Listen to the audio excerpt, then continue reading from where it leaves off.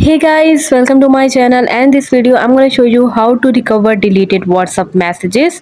So it's super easy, and we will make sure you get it right. You just make sure to watch the complete video carefully to avoid forgetting anything and making mistakes. So guys, if you have accidentally deleted WhatsApp messages, you can have to follow some steps to recover those messages. So you can restore from backup. If you have previously backed up your WhatsApp chats, you can restore them by going to settings, then tap on chats, and then you can chat backup.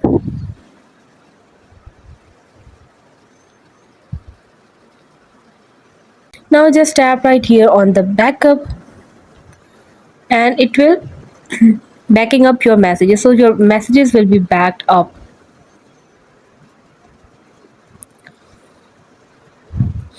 So this is how you can easily do backup on your WhatsApp account. Hope you guys like my video. Please consider showing your support by commenting, liking, sharing, and subscribing to my channel for more valuable content in the future.